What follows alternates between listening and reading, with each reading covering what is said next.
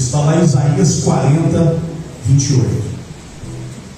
Você que está cansado, que sente que está remando contra a maré, sente que está lutando só, essa mensagem vem a calhar. A pastora fez o início, eu quero fazer aqui o fechamento. É brincadeira quando eu disse que ela me ligou, não aconteceu nada disso, é simplesmente nós estamos sintonizados na palavra de Deus, amém?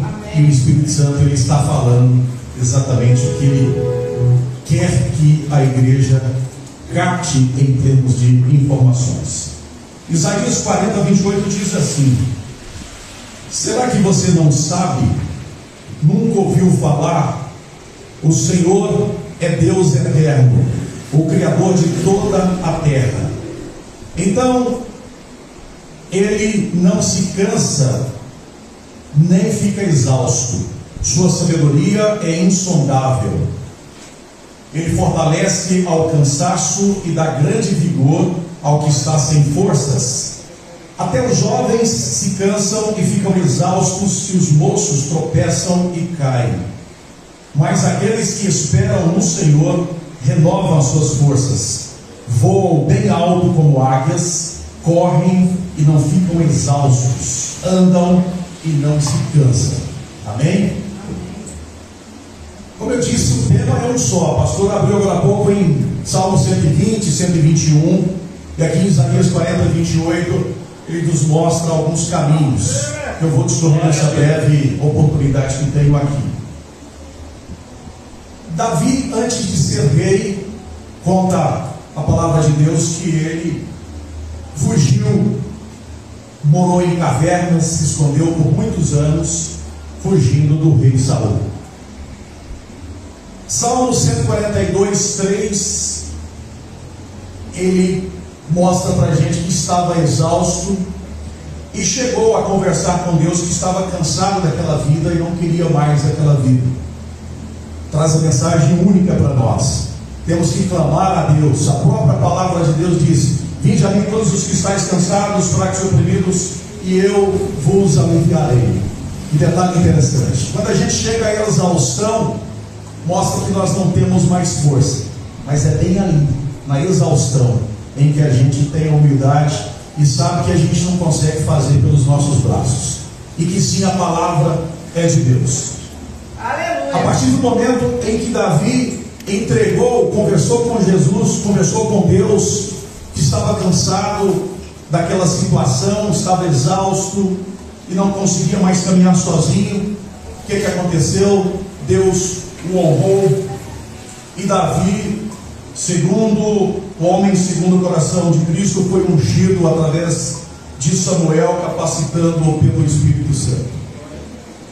O rei Davi conseguiu, a partir de um momento em que chegou à exaustão e que pediu clemência a Deus, misericórdia, Senhor. Essa palavra também nos faz lembrar daqueles pescadores que durante toda a noite, profissionais que eram, pescaram e não pegaram nada. E aí, no outro lado da margem, estava Jesus esperando-os e disse para eles: volte e jogue a sua rede do outro lado do barco. A palavra de Deus conta que eles fizeram e pegaram 153 grandes peixes. Os barcos quase que afundaram de tanta abundância. Amém? Amém. A exaustão física é uma situação. Nós estamos aqui falando da exaustão espiritual. E é exatamente quando chega nessa exaustão espiritual é que nós devemos lembrar que Deus está no controle de tudo. E que nós, às vezes, antes de chegarmos a essa exaustão, estamos tentando fazer do nosso jeito. Pastor e pastora, irmãos que estão aqui. E serve para mim mesmo também. Eu já tentei resolver muito do meu jeito.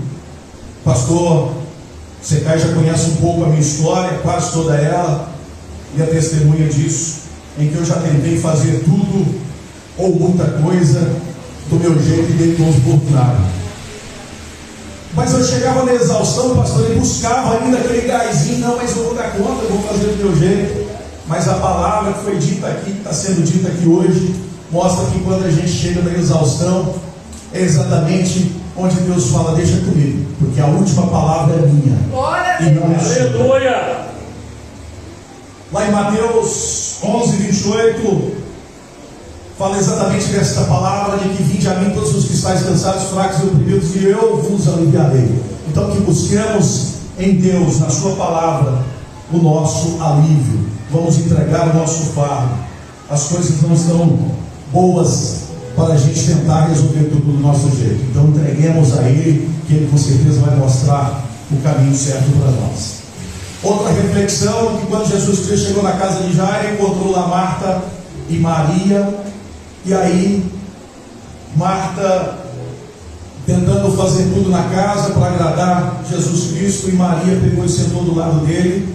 E além de ficar admirando, ela ficou ouvindo e não cumpriu com a tarefa naquele momento, naquela casa, juntamente com a sua irmã, que questionou a Jesus Cristo, é o que diz a palavra de Deus.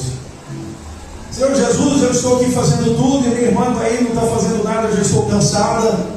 E Jesus inclusive a reprimiu. Será que vale mais você fazer as coisas para mim, ou olhar para mim e ver os meus desígnios, os meus mandamentos? Então que essa palavra sirva para nós, para mim e para você. Não adianta nada você querer resolver com o seu braço, do seu jeito. Você tem que buscar a Deus. Essa palavra veio muito de encontro ao que eu estou passando ao longo dos anos, que eu tentei resolver tudo do meu jeito e acabei dando como burro na água. Várias vezes parece que eu continuo do mesmo jeito. Mas eu quero entregar aqui agora, eu quero que você também pense a Deus. A boa hora é agora. Lá em Provérbios 19, 21 disse: muitos são os planos no coração de Deus, mas o que prevalece é o propósito do Senhor. Então busque a Deus, peça a Ele que te mostre o caminho, que te tire dessa exaustão. Eu tenho certeza que o fardo de hoje em diante vai ser leve para mim e para você. Amém? Glória a Deus.